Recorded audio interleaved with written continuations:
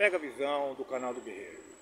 Este assunto me deixa muito intrigado e temeroso, que eu vou abordar em alguns minutos. Princípios.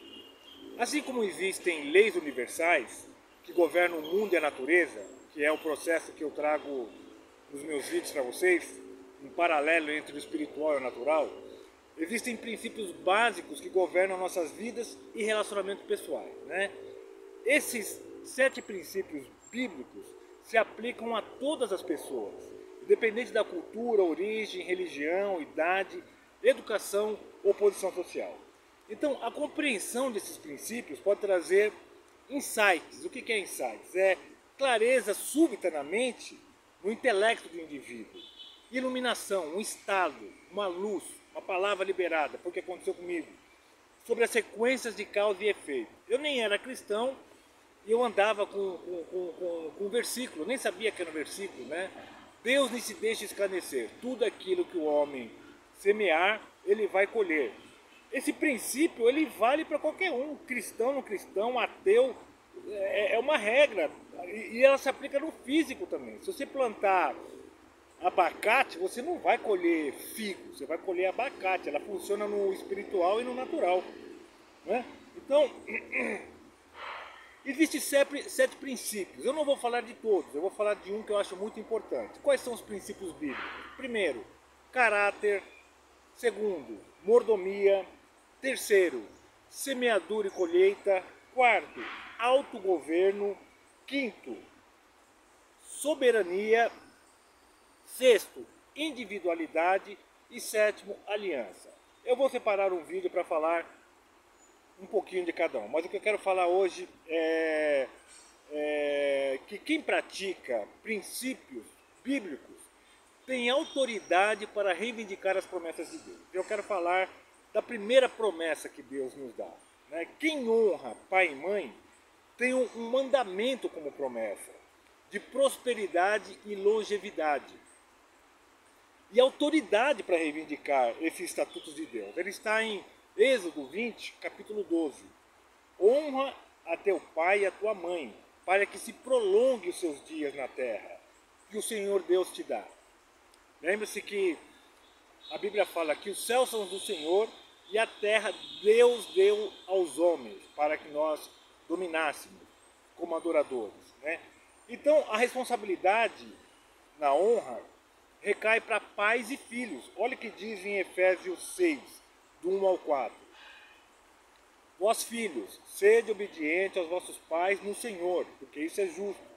Honra teu pai e tua mãe, que é o primeiro mandamento com promessa. O primeiro mandamento da Bíblia com promessa é a honraria aos pais, para que te vá bem e sejas de longa vida sobre a terra.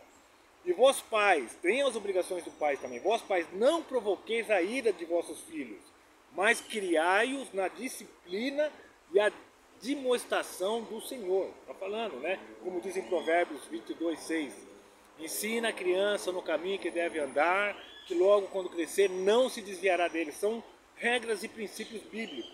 Agora presta atenção no versículo 3 de Efésios 6.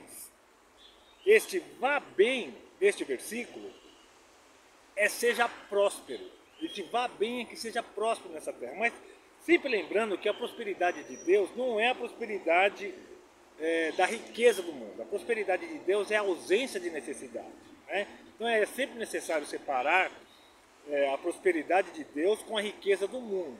Por quê?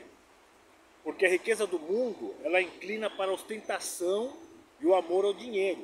As pessoas, se não andar certinho, ela se perde, em sua grande maioria, né? E Deus não se agrada desse comportamento, né? Olha só, em Mateus 6, 24, Deus dá uma advertência contra essa inclinação, essa quebra de princípio. Ele fala: ninguém pode servir a 2 senhores, porque ou há de odiar a um e amar o outro, ou há de se dedicar-se a um e desprezar ao outro.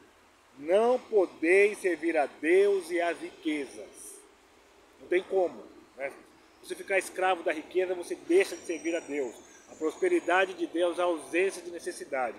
A riqueza do mundo tende a uma inclinação à ostentação e se inclinar na separação de Deus. É uma linha que tem que ser muito bem observada. Então a Bíblia traz duras advertências a quem não trata bem os pais. Eu estou falando da honra aos pais como primeira promessa. Olha o que diz em 1 Timóteo 5,8. Mas, se alguém não cuida dos seus, e especialmente os da sua família, tem negado a fé e é pior que o incrédulo. Olha o que a Bíblia diz, né? Eu tenho o privilégio, eu sou interiorano, de Novo Horizonte, Catanduva, aquela região ali, e uma tradição do interiorano é cuidar muito bem dos pais. Prova disso é o carinho que a minha mãe teve com a minha avó, até nos últimos dias, cuidou muito bem dela, tratou, se desdobrou, e esse é um padrão, né? Pelo menos era, não sei com essa geração que está vindo hoje, mas eu fui criado com esse tipo de educação, a honraria aos pais e o cuidado e o zelo com os pais, né? Em 2 Timóteo capítulo 3, versículo 1 ao seguir, a Bíblia Sagrada diz sobre os últimos tempos. O que a Bíblia diz sobre os últimos tempos? Olha o que a Bíblia diz. Sabe, porém, isto, que nos últimos dias sobrevirão tempos penosos, pois os homens serão amantes de si mesmos, gananciosos, presunçosos, soberbos, blasfemos, desobedientes a seus pais. A gente tem visto, cada vez é um caso diferente. Ingratos, ímpios, sem afeição natural. O que é sem afeição natural? Sem laços familiares. As pessoas, graças a Deus, a minha família, a gente tem as nossas dificuldades, mas nós somos sempre embolados, sempre juntos, meus filhos, sempre a gente tá junto, graças a Deus por isso. Eu oro a Deus para que isso perpetue pelas gerações vindouras, né? Porque não é um padrão dos últimos tempos. Versículo 4. Traidores, atrevidos, orgulhosos, mais amigos dos deleites do que amigos de Deus. Tendo aparência de piedade, sabe, irmãos? Eu vou falar, mas negando o poder. Afasta-se desse também. É o que eu falei. Nós estamos num momento crucial de ajuda aos nossos irmãos, mas tem gente que tem aparência de piedade, mas por trás está a ganância em dinheiro, marqueteiro, e glória a Deus por isso. O importante é chegar alguma coisa para que eles estão precisando. O coração de cada um vai se ver com Deus. Então, ande nos princípios de Deus e tenha autoridade para reivindicar e viver seus mandamentos. Agora, eu vou te perguntar e vou te responder. Deus permite que homens e mulheres quebrem os princípios? Sim. Isso é o livre-arbítrio. Nós não somos marionetes na mão de Deus. E olha o que diz aqui para finalizar, em Romanos 1, a partir do versículo 28. E assim como eles rejeitaram o conhecimento de Deus, Deus, por sua vez, os entregou a um sentimento depravado para fazerem coisas que não convêm, estando cheios de toda injustiça, malícia, cobiça, maldade, cheios de inveja, homicídio, dolo, malignidade. Olha só o coração do homem se ele não é tratado por Deus e pelos princípios bíblicos. Sendo murmuradores, detratores, aborrecedores de Deus, injuriadores, soberbos, presunçosos, inventores de males, desobedientes dos pais. Esse é o fim dos tempos. Os quais, conhecendo bem o decreto de Deus, que declara dignos de morte os que tais praticam, não somente as fazem, mas também aprovam os que a praticam. Digno de morte é a morte espiritual. Deus, através do Espírito Santo, não consegue. E Ele permite, Ele entrega. Por isso que a gente vê certas coisas que os olhos não dá nem para acreditar, mas as pessoas, pelo livre-arbítrio e pelo coração corrupto, que não deixaram ser dominado por Deus, inclina para essas maldades. Para finalizar, a vontade de Deus é boa, perfeita e agradável. Está em Romanos 12, 1 e 2. O que a gente precisa para viver isso? A vontade boa, perfeita e agradável de Deus. Uma mente renovada com os princípios de Deus. Viva os princípios de Deus para a tua vida.